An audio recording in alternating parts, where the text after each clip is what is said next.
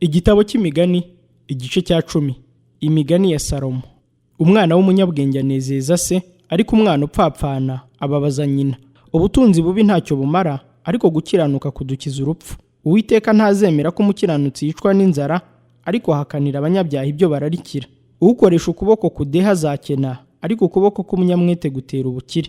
Usarura muki ni umwana ufite ubwenge, ariko uryamira mu isarura ni umwana ukoze isoni. Amahirwe ari ku mutwe w'umukiranutsi, ariko urugomo rutwikira akanwa k'abakiranirwa. Kwibuka umukiranutsi kuzana umugisha, ariko izina ry'umunyabyaha ryo rizabora. Umunyabwenge mu mutima yemera amategeko, ariko umupfapfa w'umunyamagambo azagwa. Ugenda atunganye aba agenda akomeye, ariko uyobya inzira ze azamenyekana.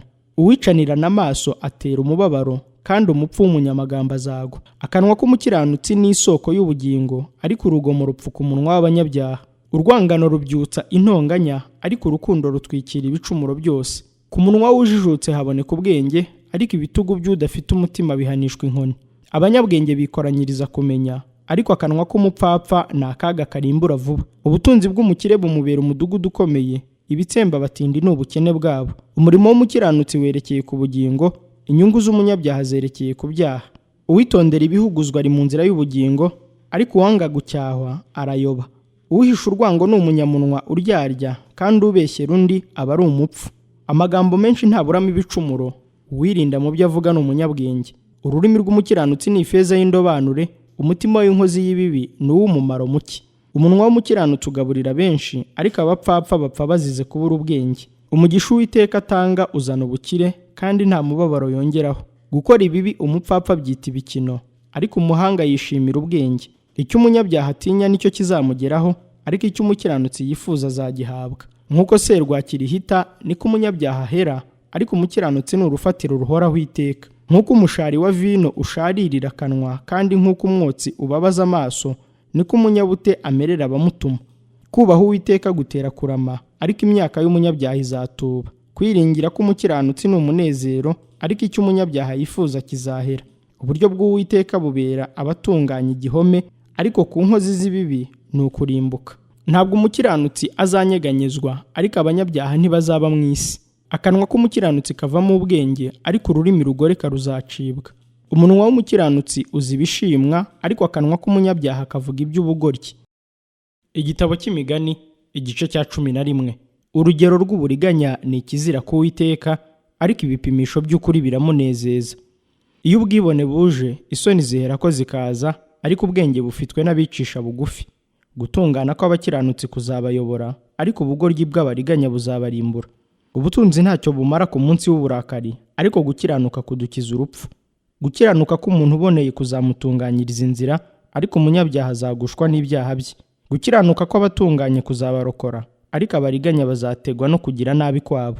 Iyo umunyabyaha apfuye, kwiringira kwe kuba gushize, kandi ibyiringiro by'abakiranirwa biba bishiranye nabo. Umukiranutsi akizwa amakuba, umunyabyaha agasubira mu kigwi cye. Utubaha Imana yicisha mugenzi we akanwa ke, ariko umukiranutsi azikirisha ubwenge bwe. Iyo umukiranutsi amerewe neza, umudugudu urishima, iyo umunyabyaha apfuye impundu ziravuga. Umugisha w'abakiranutsi ushyira umudugudu hejuru, ariko usenywa n'akanwa k'umunyabyaha. Ugaye umuturanyi we nta mutima agira, ariko umuntu ujijutse we aricecekera. Ugenda azimura agaragaza ibihishwe, ariko ufite umutima w'umurava ntamena ibanga. Aho abayobora b'ubwenge batari, abantu baragwa, ariko aho abajyanama bagwiriye haba amahoro.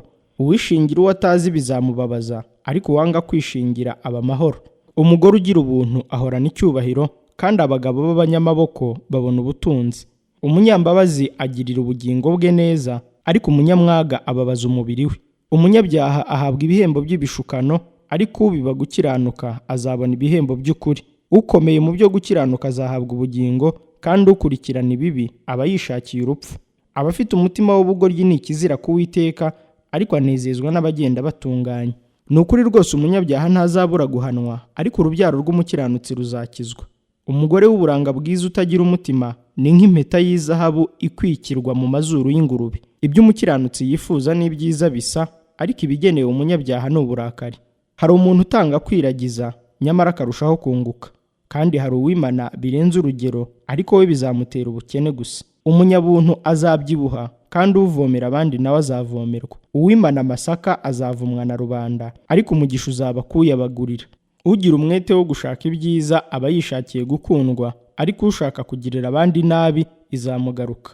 Uwishingikirije ku butunzi bwe azagwa, ariko umukiranutsi azatoha nk'ikibabi kibisi. Utera imidugararo mu rugo rwe, umurage we uzaba umuyaga, kandi umupfapfa azahakwa n'ufite umutima w'ubwenge. Imbuto z'umukiranutsi ni igiti cy'ubugingo, kandi umunyabwenge agarura umutima. Dore abakiranutsi bazahanwa bakiri mu isi, nkanswe abakiranirwa n'abanyabyaha. Igitabo cy'Imigani, igice cya 12. Ukunda guhugurwa aba akunda ubwenge, ariko uwanga guhanwa aba asa n'inka. Umuntu mwiza azabona ihirwe ku Uwiteka, ariko azatsinda ugambirira ibibi. Nta muntu ukomezwa no gukora ibibi, kandi umuzi w'umukiranutsi ntuzarandurwa. Umugore w'ingeso nziza abera umugabo we ikamba, ariko ukoze isoni ni nk'ikimungu kiri mu magufwa ye. Ibyo umukiranutsi atekereza biratunganye, ariko inama z'umunyabyaha ni uburiganya. Amagambo umunyabyaha avuga nayo kubikira kuvusha abantu amaraso, ariko akanwa k'utunganye kazabarokora. Abanyabyaha bazubikwa ntibazaba bakiriho, ariko urugo rw'umukiranutsi ruzakomera. Umuntu azashimirwa uko ubwenge bwe buri, ariko ufite umutima ugoramye azagaho. Umuntu woroheje ariko afite akagaragu aruta umwirasi utagira ikimutunga. Umukiranutsi yita ku matungo ye, ariko imbabazi z'umunyabyaha ni umwaga. Uhinga umurima we asanzuye azabona ibyo kurya bimuhagije, ariko ukurikirana ibitagira umumaro ntabwo agira umutima. Umunyabyaha yifuza gutungwa n'iminyago y'ababi, ariko imizi y'umukiranutsi ituma yera imbuto. Ururimi rucumura rubera umuntu mubi umutego, ariko umukiranutsi azakira amakuba. Imbuto z'ibituruka mu kanwa k'umuntu nizo zimuhesha ibyiza, kandi umuntu ahabwa ibihwanye n'imirimo y'amaboko ye. Imirimo y'umupfu ihora imutunganira, ariko umunyabwenge yemera kugirwa inama. Uburakari bw'umupfapfa bugaragara vuba, ariko umunyamakenga yirengagiza ibitutsi. Uvuga iby'ukuri yerekana gukiranuka, ariko umugabo w'indarikwa avuga ibinyoma. Habaho uwihutira kuvuga amagambo yicana nk'inkota, ariko ururimi rw'umunyabwenge rurakiza. Ikivuzwe cy'ukuri kiraramba, ariko iby'ururimi rubeshya bishira vuba. Uburiganya buba mu mitima y'abajya inama y'ibibi, ariko abajya inama y'amahoro ibyabo ni umunezero. Nta cyago kizaba ku mukiranutsi, ariko abanyabyaha bazuzurwamo n'ibibi. Ururimi rubeshya ni ikizira ku Uwiteka, ahubwo anezezwa n'abakora iby'ukuri. Umunyamakenga abumbatira ubwenge bwe, ariko umutima w'abapfapfa wamamaza ubupfu bwabo.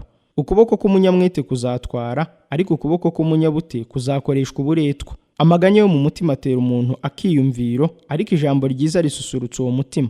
Umukiranutsi ayobora umuturanyi we, ariko inzira y'abanyabyaha irabayobya. Umunyabute ntahigura umuhigo we, ariko umwete w'umuntu umugirira akamaro kanini. Mu nzira yo gukiranuka hari ubugingo, no mu mayira yako nta rupfu rubamo.